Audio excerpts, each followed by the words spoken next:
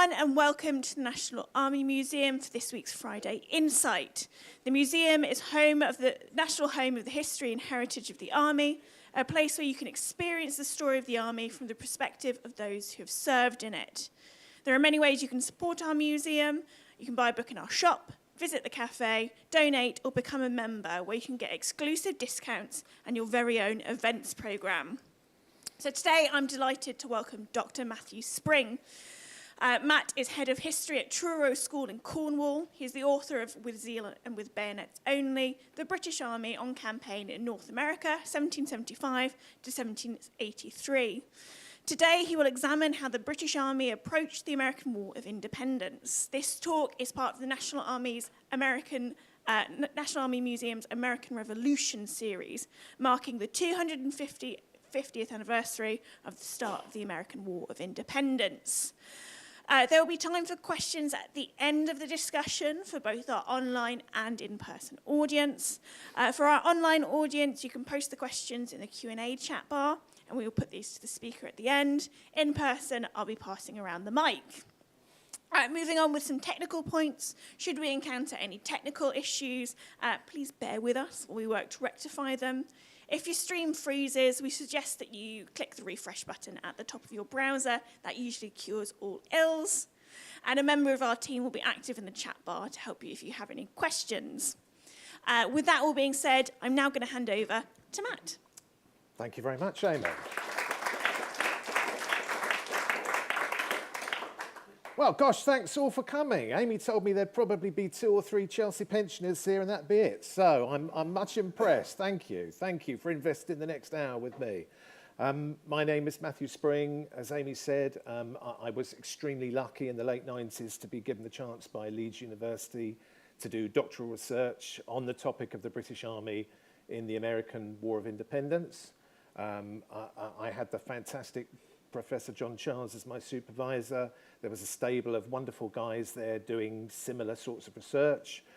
Kevin Lynch, for example, and Stephen Brumwell, whose book I put up on the screen. If you're interested in the French and Indian War and you want to buy one book on that topic, I would recommend Stephen's book.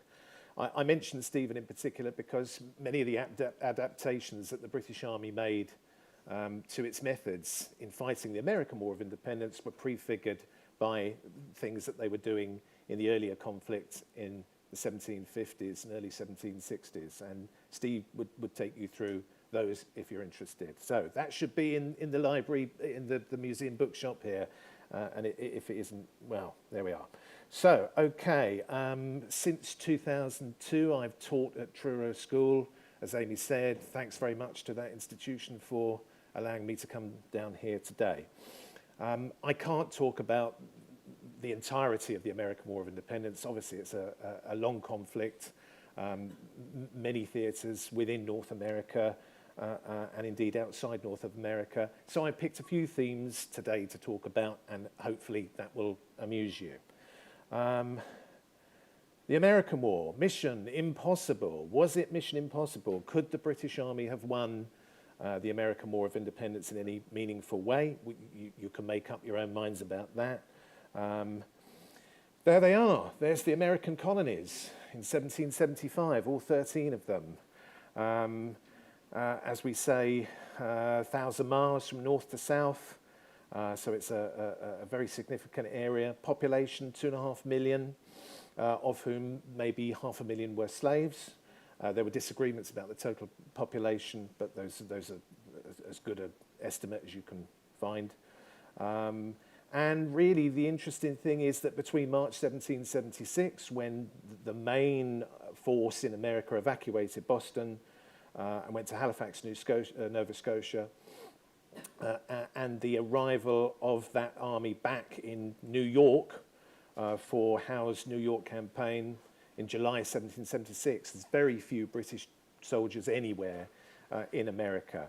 We did have the fiasco of the June-July Southern Expedition, which attempted to take control of Charleston in South Carolina, but that, as we say, that didn't go very well. So, okay, the real effort to try to recover the American colonies begins, as we've said, in the summer of 1776 with Howe's army landing on Staten Island.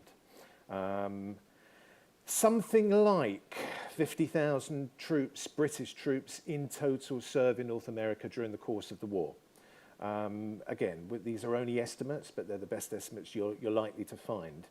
There were German troops, subsidy troops, hired to augment British forces in North America. There were enormous numbers of loyalists who served in various capacities in militia formations or indeed provincial units that served alongside the British Army.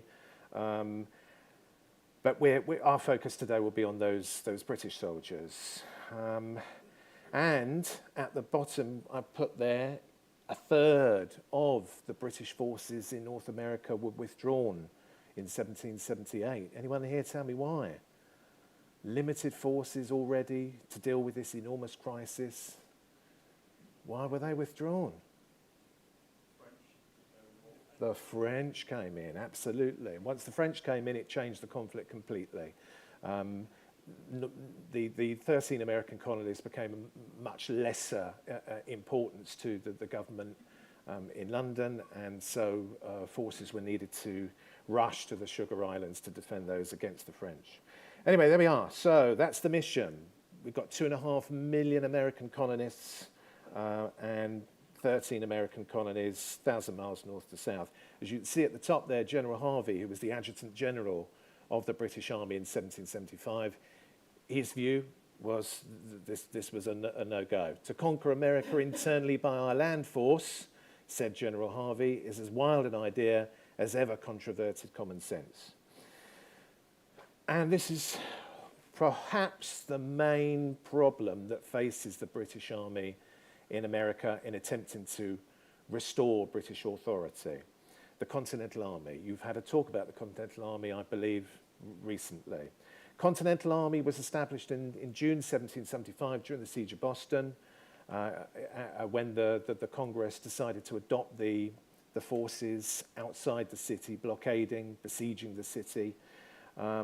It's organised into 6 departments. There was briefly a 7th Canadian department, but the 6 departments, North, East, Middle, Hudson, South, West, most significant of which for most of the war is the Middle Department, of which General Washington was the commander. You see Washington on the left there conferring with some of his officers. Everywhere in the American colonies, the army, the Continental Army, was supported by militia. Thousands and thousands and thousands of militia organised in relays, so that any particular force that you might look at in the course of the war, any battle, you might expect half the American forces, let's say, to be Continental Army, and the rest maybe to be militia, part-time soldiers. Many of the commanders of the Continental Army, Washington included, are by nature aggressive. They have aggressive temperaments. They wanted to use the Continental Army to finish the war as quickly as possible. They wanted to drive the British out of North America. And they do when they have the opportunity. You know, there are various incidents during the war where Continental Army forces catch the British and inflict very nasty reverses. Trenton, 1776, the German subsidy troops caught sleeping there. Stony Point, 1779, British post up on the Hudson River, captured by an aggressive attack, bayonet attack by the Continental Army. Yorktown, 1781, when Cornwallis's entire force is snapped up by Washington himself with the assistance of the French. So they are aggressive. Their prime objective, as we've said, is to drive out the British if they can. But for most of the war, they understand that they're limited to a strategy of forward defence. They realise that if they take too great a risk, that they'll suffer serious reverses that would damage the Continental Army, possibly destroy it, and cause all sorts of political problems. So for most of the war, they are effectively trying to limit British efforts to restore British control over the colonies. They're particularly keen on inviting bloody frontal attacks by British forces that would end the conflict quickly by sapping the limited strength that is available to British commanders. Why did British commanders seek throughout the war to fight battles against the Continental Army. On the right-hand side, we've got two images there. Top image, Sir Henry Clinton. He serves as a subordinate commander to Sir William Howe, the overall British commander in the first half of the war. From 1778, he takes over the command. At the bottom, we've got Nathaniel Greene, one of Washington's most able American subordinates. He himself commands in the Southern Department in the crucial last phase of the war. These guys are probably the most interesting strategists that the war produces on either side, I would say. And you can see at the top, Sir Henry Clinton, to force Washington to an action upon terms tolerably equal has been the object of every campaign during this war. And it would be the same for the rest of the war. And again, not just in the main theatre in the north, but also in the southern theatre as well, where again British commanders there, like Cornwallis, would again seek to fight decisive battles, engagements against the continental forces in an attempt to restore British authority. Why? Why do they identify battle as the main route to victory? Well, we have Nathaniel Greene there saying the limits of the British government in America are their out-sentinels. So they were aware that the limited forces, British forces in America, could control only the limited amounts of territory that they could immediately occupy. Anything outside of that, by default, was controlled by the American rebel authorities via their control of the rebel militia that we've mentioned already. And again, Nathaniel Greene at the bottom, May 1781, if the British divide their forces, they will fall by detachments. If they operate collectively, they cannot command the country. So, same sort of dilemma that maybe the French found themselves in the Peninsular War later. If the French forces decided to concentrate to try and deal with, let's say, Wellington and his army, then they could not control the countryside and its resources, and the guerrillas would prosper. And if they dispersed to try to deal with the guerrillas, then Wellington would be able to come in and take advantage and defeat French forces in detail. So similar sorts of situation in the south in the last phase of the war. So battle is the main way that British commanders identify that they will be able to win the war by, number one, dispersing the Continental Army.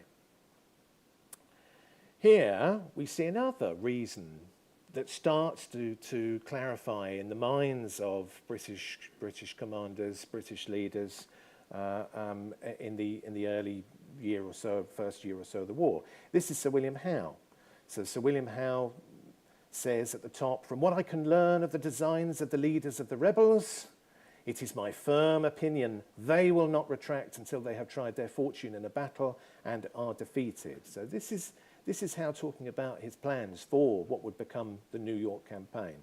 If we don't defeat the Continental Army, the leaders of the rebel movement will continue to prosecute the war. Only by defeating the Continental Army can we get those leaders perhaps to change their mind, come forward and deal with a negotiated settlement of some sort.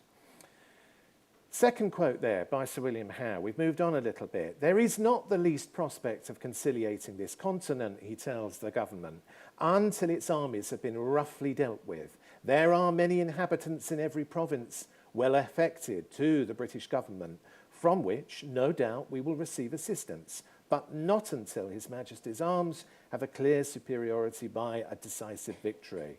So there he's pointing to the existence of loyal Americans, loyalist Americans, who will not be encouraged to come forward and lend their assistance to British efforts, put their shoulders to the wheel in various ways until the British Army has shown that it's superior.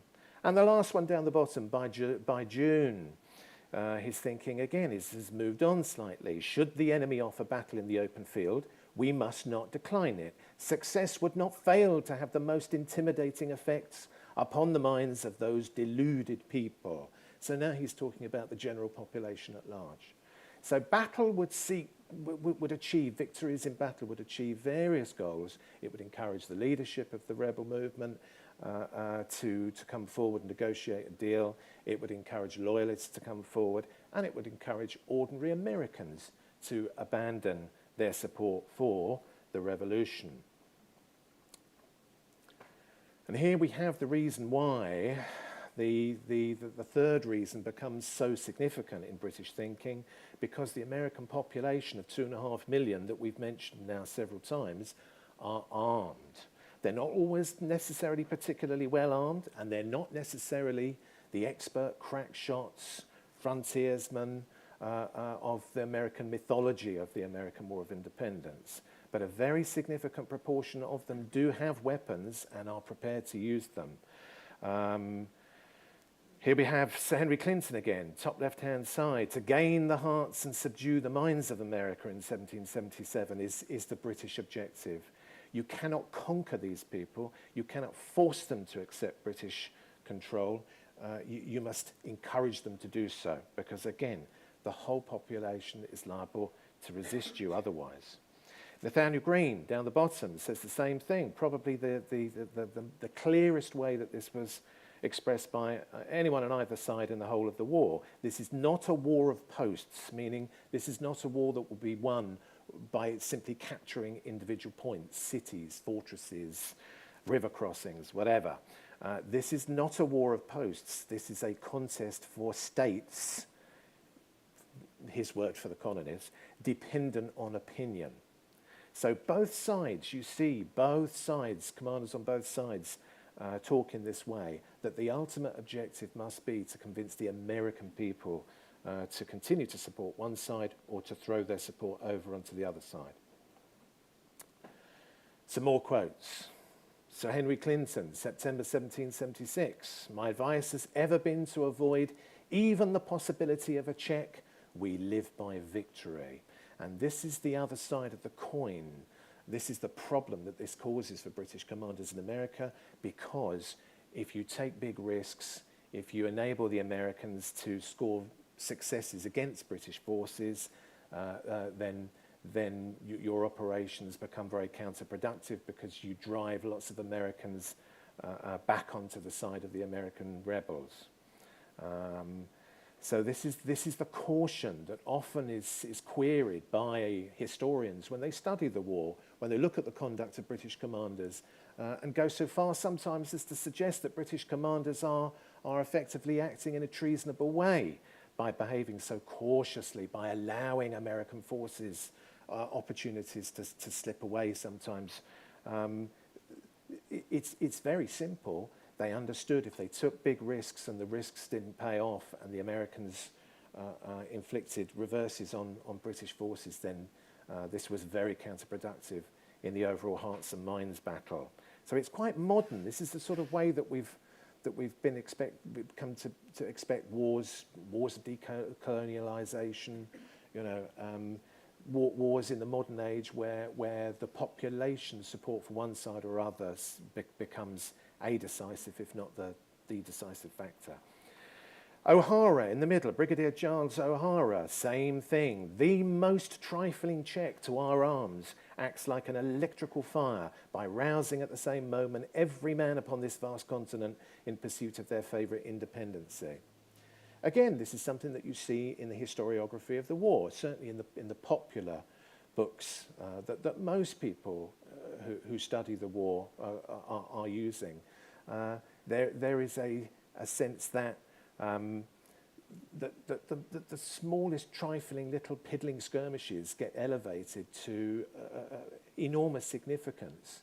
And this is why, again, because of the effect that they have on popular opinion in America. Last quote there for the moment. Lord Rawdon on the capture of wounded men from the British rear, Battle of Hobkirk's Hill in April 1781. He reports on his victory, albeit very costly victory against Green, with the concern that a number of British wounded had been taken away by a sweep into the British rear, probably, he says, with intent to deceive the country people respecting the outcome of the action. So even something as little as the American side may have lost the engagement, but they've been able to take away some British wounded, is going to be dangerous because it could be used to influence the local people to think that the Americans had maybe won the battle. And again, it's not just the British side that you see this type of language being used. Both sides are using this language. There we are. Let's get to some adaptations. So, okay, this is a very unusual conflict. It's one the British Army doesn't tend to face all that often in the 18th century. It fights in a variety of theatres, fights a variety of enemies, but this is quite an unusual conflict. And there's my guilty secret. Probably the thing that drew me to the American War of Independence first as a schoolboy was these gorgeous uniforms as laid down in the 1768 warrant. And I suspect a lot of other people who are interested in the American War of Independence probably followed the same path. These are three lovely images by Don Troiani, an American artist who paints figures from both sides in the war. And on the left-hand side, we've got a grenadier in the warrant uniform with the fur cap, wings on the shoulders. On the right-hand side, we've got a light infantryman recently introduced into the British Army, or reintroduced, I should say, again, in the early 1770s. Again, interesting headgear, variety of caps worn by light infantry, leather caps, felt caps, all sorts. And in the middle, we've got the battalion company man, hat man, whatever we want to call him. So again, these are the warrant uniforms. These are the uniforms, again, that I imagine if people are painting toy soldiers, that they'd be used to these uniforms. Ironically, those uniforms probably don't represent what the average British soldier looked like for most of the American War of Independence. On the right-hand side, there you go, Don Troiani's book. Troiani is one of the leading artists who's illustrated this theme. What I'm telling you is nothing new. We've known this for a long time now. On the left-hand side, we've got an image of a battalion company man from the 24th Regiment. 24th Regiment was part of Burgoyne's expedition, which went down from Canada in an attempt to end the rebellion in 1777, supposedly in concert with Sir William Howe, whom Burgoyne expected to march up the Hudson. He didn't do that. Anyone know where Howe went in 1777? Where did Howe go instead? Anyone know? Howe decided he was going to take the British Army to Philadelphia instead. So when Burgoyne marched down from Canada, there was nobody to meet him. Anyway, there we go. So 24th Regiment on the left-hand side. We've got Don Troiani's interpretation of that in the middle. And we can see, again, the uniform's already been significantly modified there. Simple modifications, again, that hark back to practice in the French and Indian War. Coats cut significantly shorter. Round hats, or cocked hats, rather, cut down into something that much more resembles a cap. In this instance, the adaptations were not optional. Unfortunately, John Paul Jones had captured the uniforms, new uniforms for 1777 en route to Canada at sea, and therefore Burgoyne's army had to adapt their uniforms by cutting off cloth, patching, etc., etc. Anyway, there we are. So, same thing, probably get this book in the museum shop. This is one of Jerry Emberton's wonderful plates in the Osprey series. We can see British soldiers there in a variety of uniforms at the front. The guy at the back is a Hessian Jaeger rifleman, one of the subsidy troops that we brought in. Guy at the front there is the 62nd Foot man, again, part of Burgoyne's army, adaptations to uniforms. Those adaptations, if they had to be made, if the other troops that go to North America, we can see that they choose to make adaptations from the very beginning. Wonderful article, you could go away and look it up on the internet by Linnea Bass, William Burke. That gives us a huge level of detail on the Brigade of Guards that was selected to go out to fight in America in 1776, stayed in America for most of the war. On the left-hand side is a portrait of one of those Guards officers, Captain Dowdeswell. And if you look at the article, you'll see that the changes include officers and sergeants putting aside their pole arms and instead taking up fusées, light muskets. The hats being uncocked, those lovely cocked hats, uncocked and cut round. The coats being, again, significantly shortened. Lace being removed from hats, coats. And overall trousers, or mosquito trousers, or gaiter trousers, being substituted for the regular woolen breeches and long gaiters. So, great article. I strongly recommend that. Gives you a fantastic insight. Right from the beginning, the British Army knew that its troops would be campaigning in unusual circumstances and that their clothing and equipment would need to be changed accordingly. Wherever you look at contemporary illustrations of British troops engaged in North America, we do see traces of similar adaptations having been made. This is a fantastic painting by Robert Cleaveley of the landing at Kips Bay in September 1776, part of the New York campaign, Howe's New York campaign. Originally thought to have been British troops taking control of Rhode Island, but an American historian, fantastic historian, Don Hagist, was able to prove that attribution was wrong. And again, there's a little cutout there I put showing British troops in one of the boats being taken ashore by the Navy, wearing uniforms that are significantly at odds with that warrant that we most commonly associate with the war.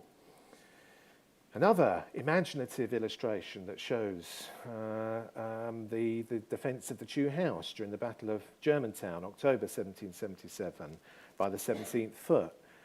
Again, probably a book that you could buy, one of the Osprey series. Probably you can buy it at the museum shop here. But again, the same theme.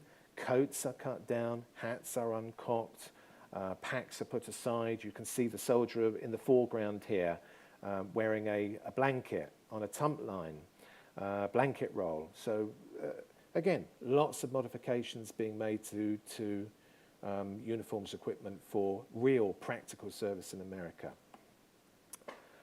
Some Highlanders, again a mixture of Troyani on the left and the right, and in the middle another Embleton illustration.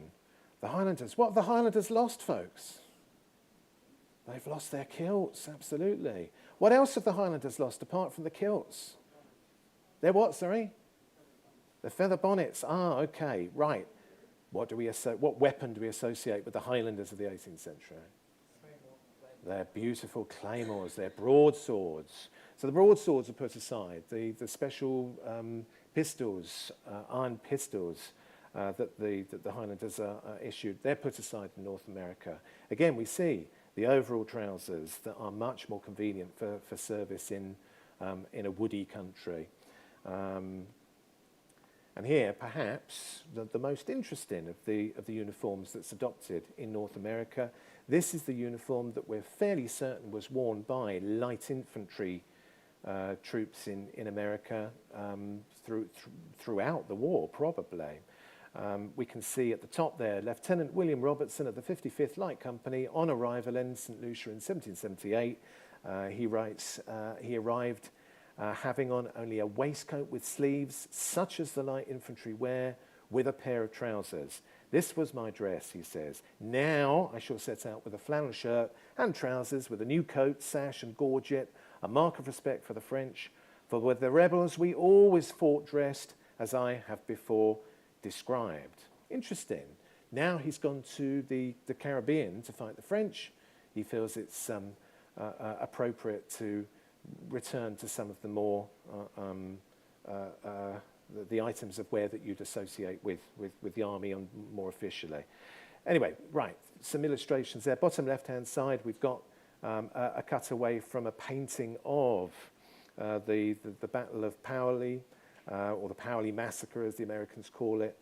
Light infantry surprising part of the Continental Army in 1777. In the middle there, we've got another image by the same artist, Xavier de la Gatta, again, showing light infantrymen in this distinctive, very utilitarian costume. And on the right, a mannequin there, which gives us perhaps a better idea of what it would have looked like in more detail. Again, none of this is new. People have known all this stuff for decades. It just doesn't tend to get into the public view of the war, which as we'll see, is dictated largely perhaps by Hollywood. House orders, August 1776, more evidence of adaptations that were made when the troops went into the field. When the troops land, they are to carry nothing with them but their arms, ammunition, blankets, 3 days' provisions. There we've got an image on the right that again gives us the view of what British soldiers almost certainly looked like. The most of the army almost certainly looked like that in 1776, probably 1777 as well, and maybe for the rest of the war. Again, the blanket roll, the knapsacks put aside, essentials being carried only by the soldiers for days at a time. And not just the ordinary enlisted men, but also the officers. Captain the Honourable William Leslie, August 1776. It is now a fortnight we have lain on the ground, wrapped in our blankets. My whole stock, everything that I have with me, consists of 2 shirts, 2 pair of shoes, 2 handkerchiefs, half of which I use, the other half I carry in my blanket, like a peddler's pack. And it's not just Leslie, it's also Lieutenant Loftus-Cliff, 1777. Our field equipage was reduced to 2 shirts and a blanket and a canteen for each officer. So they are effectively roughing it in a way that is not normal for the 18th century British Army. Historian, American historian, John Rees, if you're interested in how British soldiers sheltered from inclement conditions in America throughout the war, then again, go to the internet, look up Rees. He gives an astonishing level of detail on this topic. He says British troops built brush huts more often and relied upon their shelter for longer periods than did soldiers of the Continental Army. And yet we're taught that it's the Continental Army that roughs it and that endures throughout the American War of Independence. Well, you know, the British Army were no slouches when it came to roughing it. To support Rees's view, there we have Captain Lieutenant Graham. Our encampments, he said, were always chosen on the banks of a stream, were extremely picturesque. We had no tents, so you do not get many references to British troops going out into the field and being able to use tents. Occasionally officers might be able to have tents, soldiers' tents, which they share between them. But the men instead were obliged to construct wigwams of fresh boughs to keep off the rays of the sun during the day. There you've got another illustration, Xavier Delegata, again of the Paoli massacre. So ironically, this is an American wigwam that we can see here. But this is the sort of thing that British troops were doing. You cannot take enormous amounts of baggage into the field, particularly if we're moving fast, if we need to try and catch the Continental Army or destroy portions of it. You're going to have to rough it, folks. And rough it they did. And they roughed it throughout the war in various theatres. Sometimes maybe they roughed it a little bit too much. Because as we can see here, Cornwallis's army in the south, in the Carolinas, lost half of its manpower in his second invasion of North Carolina between January and April 1781. And those losses, folks, that 50% loss rate included, I'm sorry to tell you, significant numbers of deserters. Soldiers who just had enough, they couldn't take it anymore. One of whom was a guy called John Robert Shaw, a guy who enlisted in Bradford and who said in his memoirs, written after the war, I was captured by a party of American dragoons. The guy with me burst into tears. I thought it was very good fortune. He'd had enough.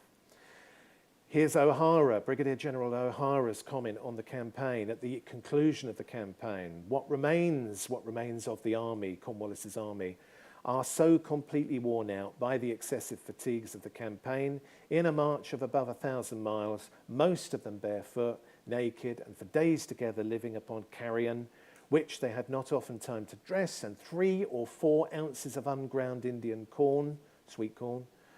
Entre nous, between us, the spirit of our little army has evaporated a good deal. No zeal or courage is equal to the constant exertions we're making. So there we go. There was a balance to be met, and sometimes that balance was not met. Let's talk about tactics. Famous painting. Which battle? Anyone know? Bunker Hill. Bunker Hill. Well done. Thank you. So this is a painting by Howard Pyle, 1897, I think. And it's, again, one of the images that's most often associated with the war. We can see here 3 ranks of British soldiers deployed shoulder to shoulder, making their way up the hill. Unfortunately, it doesn't really give us a very accurate sense, even of how the Battle of Bunker Hill was conducted, notwithstanding what the British were doing in the rest of the war. That image, very influential. If you've watched films set in the American War of Independence, top left-hand side, rather strange film from 1985 called Revolution. Anyone know that film? Strange casting. Al Pacino, Natasha Kinski. Donald Sutherland made a rather astonishing Sergeant Major. But again, you can see how Pyle's painting has influenced the filmmaker's decisions about how to depict battle in the war. Shoulder to shoulder, 3 ranks, grim, machine-like. Same thing for the film The Patriot, 2000 film, Mel Gibson, maybe an even stranger film than Revolution in many ways. And there's an image top right, just a little still of one of the British redcoats who's presumably been told, I would like you to channel catatonic for me, please. Walking musket. What we want is emotionless automata, unthinking, machine-like. There we go. Right, well, that's nothing like how the British Army fought its battles in the American War of Independence. Admittedly, at Bunker Hill, the troops made their attacks in more or less what you and I would think of as close order, and the onlookers, including British officers, do make the point that the troops could not get forward with the required celerity because of rail fences. They went forward, for example, at a very slow march. There was swampy ground, brick kilns, several small fields enclosed by strong paling that prevented close order troops from moving forward with the speed that they needed. So, although they'd already gone into 2 ranks before the Battle of Bunker Hill, Howe afterwards puts the whole army into a formation that, again, we might describe as a kind of open order. So, 1st of August 1776, the infantry of the army, without exception, meaning including grenadiers, including light infantry, is ordered upon all occasions to form 2 deep with the files at 18-inch intervals until further orders. Now, if you think that drill manuals at the time allowed 18 inches per man from shoulder to shoulder in the files, sometimes a little more, sometimes 24 inches. If you have 18 inches interval between those files, you've just dramatically opened up the formation. And that's why, again, we talk about the terrain at Bunker Hill. Well, this is the terrain around the North Bridge at Concord on the first day of the war. And this is what officers talk about a great deal when they're discussing the war in America, the terrain, how the terrain limited formations. There's the Battle of Camden in the south, August 1780. You're not going to manoeuvre troops in close order through terrain that looks like that. So, yeah. Nor do you need to, because there was not all that much of this article in North America. Very little cavalry. The British took 2 cavalry units to America, one of which was withdrawn. Horses, enormous problem. Some provincial cavalry units were raised, but again, there's not the proportion of cavalry in the war in North America that you would expect in, let's say, European campaigns. So you don't need to have very tight formations in North America. Cavalry was the main threat to infantry if they were not in very tight formations. And again, another reason why we want very loose formations. These are all descriptions of British attacks at various battles in the American War of Independence. And you see very quickly that we're not talking about parade ground order. We're not talking about slow advances like at Bunker Hill. The attacks are almost always described in these terms, that the troops briskly marched up to the enemy. They briskly ascended the slope. They advanced fearlessly and very quickly, with as much velocity as the ground would admit. After a very quick march, they moved up briskly. They marched forwards briskly or rushed with great shouts. They advanced rapidly, so on, so on, so on, so on. My favourite, towards the bottom, the British line advanced at a sort of trot with a loud halloo. It was the most beautiful line I ever saw, said one of the Americans who then helped destroy it at the Battle of Cowpens. Whoops, okay. And there are a couple of comments down there from the German subsidy troops who definitely did not favour this style of tactics in North America. Englishmen be the devil for going on, said one German officer. Or another German officer described it as the English gallop. So there we are, okay. Lots of references in America again. A couple of Troiani prints here. Troiani has depicted these guys at the trail. Again, if troops are moving with this level of celerity when they advance forward on the battlefield, when they make their attacks, they're going to have to carry their weapons in a method other than at the shoulder. So the trail, something referenced very frequently. Other references to troops needing to move quickly.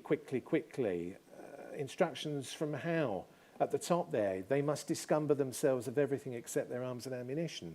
So before action, you dump all of your gear.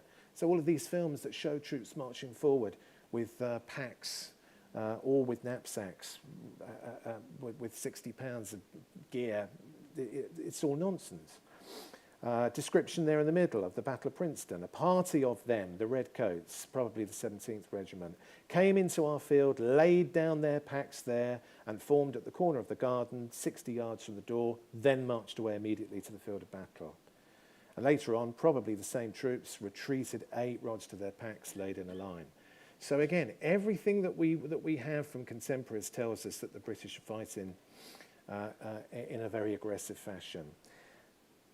Tactics, well, okay, grand tactics then.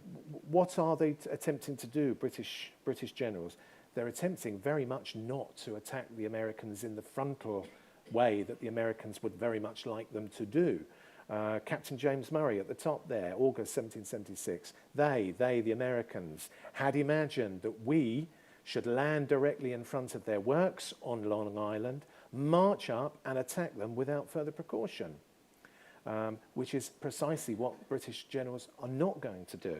Loftus Cliff down there, again at the bottom. General Howe is determined not to run our heads against their works, which is what they have all along hoped for. So what are they doing instead? For most of the war, British commanders are looking for outflanking opportunities.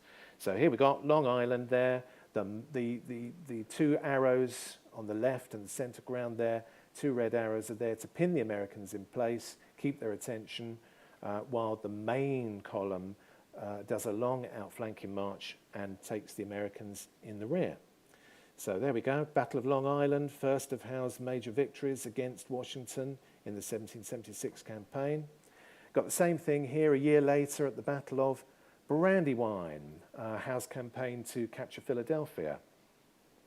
And we can see, again, towards the bottom of the image, you can just make out British formations there to grab the Americans' attention, while the column, the outflanking column, the main striking force, does an enormously long outflanking march, 17 miles they had to cover before they could deploy for attack.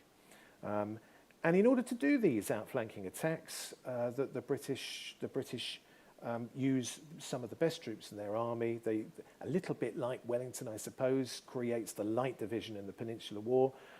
British commanders create a division made up of the choice units of the army, light battalions, grenadier battalions, the guards, various other choice units like the 33rd Regiment of Foot. And these guys must have been super fit because, again, the references to these guys' ability to move quickly over long distances and then fight are really breathtaking. Trotted about 3 miles without a halt to draw breath. Harlem Heights, 1776, or covered most of the 5 miles from Philadelphia to the Battle of Brandywine in a kind of half-running march, or ran for 3 miles without stopping in order to engage the Americans at Monmouth. So these are fit guys. These are some of the toughest guys in the army, and they are rotated in and out of these special elite flank battalions that the army creates. Rather than keep these flank battalions, grenadiers, light infantry with their parent units, they're combined into composite elite units. They become the spear point of the army in America. Until the Americans get wise. So in the later battles of the war, we can see here, for example, the Battle of Camden, and here the Battle of Cowpens, big disaster, and here the Battle of Guilford Courthouse.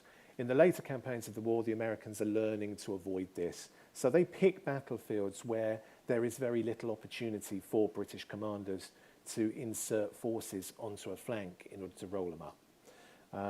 As in any war, if one side has a big advantage at the start, you have a limited period in which to exploit that to its full success, and then the Americans, the enemy, will learn what you're doing and take countermeasures.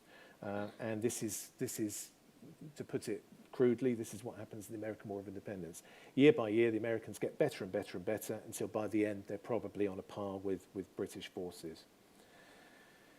Okay, one more interesting phenomenon that we see in America. Major General Phillips talking to the infantry of Burgoyne's army, the army that marched south to defeat Saratoga in 1777.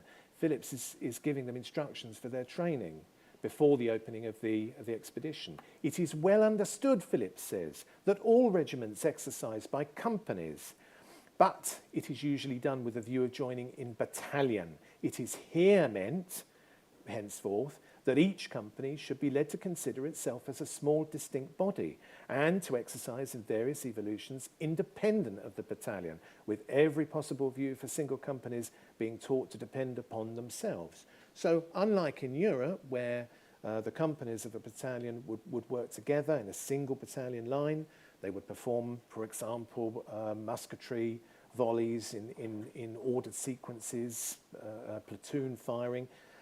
Here, the expectation is that individual company commanders are going to have to take control of that company and operate semi-independently of the other units in the battalion and in the whole line. Down the bottom, he continues, it will be proper for the commanding officer of a battalion to put himself at the head of one company and to manoeuvre that company, while the other companies, being drawn up at small intervals of distance, follow the evolutions so given by the commanding officer. Again, these guys we saw at the beginning, that the formations, infantry formations, were loosened up, opened up, and the topography of the country, plus the widening, the opening up of those formations, would have prevented one man, the battalion commander, from being able to control all of those units over many hundreds of yards. So this is very sensible adaptation. And again, something that was prefigured in the French and Indian War, I'm sure.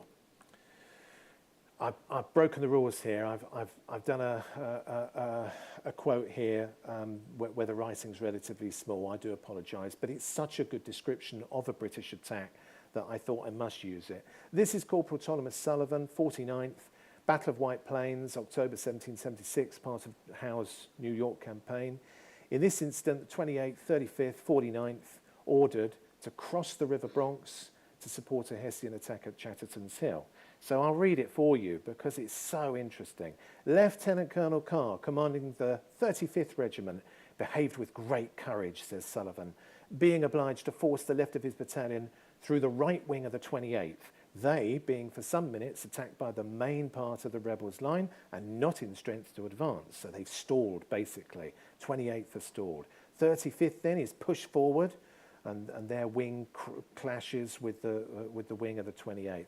The 49th, says Sullivan, formed as well as the ground would admit, and every company had engaged as they came up. So as they found space to deploy to the right, they're able to get involved. The hill was so narrow, says Sullivan. The right-hand company of our battalion, 49th, had scarcely room to form until we beat the enemy some distance back. Before the 5th had been sent to support, those 3 units, had any ground to form and join us, we gave 3 cheers, huzzahs, and 3 smart volleys, and we ran close up to the enemy, who were beginning to retreat as we were in close quarters.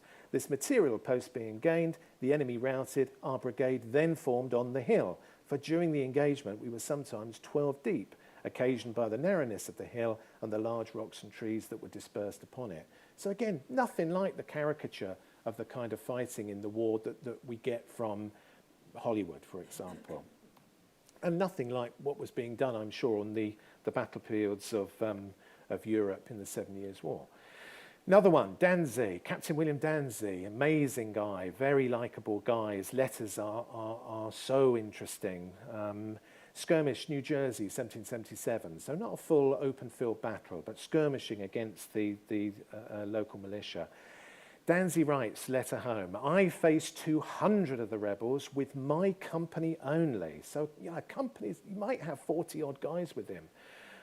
Only in a wood for 2 minutes, myself not 20 yards from some of them being the Americans, and received all their fire. Our friends thought we were cut to pieces, our friends being other companies operating some distance away in the same skirmish.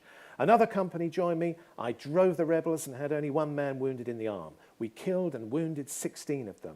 I was so near as to call to them, by God, my lads, we have you now. So he's trying to hustle the Americans, make the Americans think that they're defeated, try and undermine their morale. In the hopes they'd be bullied into surrender, but that would not do. They answered me with a heavy fire. However, when I got my men to the trees round about me and the other company coming up to my support, I bullied them another way. Seeing them snug behind the trees, showing no disposition to run, too many of them to charge as we were too thin, I cried as loud as I could hollow that they might be sure to hear me. By God, soldiers, they run, have at them, my brave boys, which had the desired effect. One thought the other had run, and they all set off as if the devil drove them. We cleared the wood of them. They never showed themselves within shot again that day. Again, I love these accounts because they show the level of authority, the level of control that was devolved down to individual company officers. In this case, this is a light company in a skirmish. But you see the same sort of thing with battalion companies on various battlefields of the war. If you're interested in the issue of the flank companies that we mentioned, the elite units that were formed as the spearhead of the army, then you certainly should be going to read Don Hagist's book, These Distinguished Corps, my particular favourite extracts. John Wilkins of the 4th Regiment Light Company, 5th of October, in the act of trying to steal a light dragoon's horse, he tells the sentry, kiss my arse, I won't read it out, good Lord. Or John Brayson, the drummer of the 57th Regiment Light Company, during a flogging, March 1777. Captain Graham, he says, while he's being flogged, that rascal and gentleman, damn his honour, he has no more honour than a pig in a potato garden. So if you want the real British soldier rescued from obscurity, Don Germain. Don does enormously wonderful work in America, looking at what we would call the social history of the army in the war. He's written lots of books. That's my favourite currently. Lots of other books have been written recently by British historians. We've got 2 here, Robbie McNiven and Paul Knight. They've done lovely studies of individual regiments in the war. The Patton on the left, 33rd Regiment. On the right, 47th Regiment, very fine regiment. So again, anyone interested in the war and the conduct of British soldiers there, again, you could do very much worse than looking at these excellent books. There we go. Alex Burns, last guy, if you're interested in warfare in the period, Alex Burns, another American historian trying to change perceptions of how fighting was done. And I shall cease testing your patience and end there, gents and ladies. Thanks very much.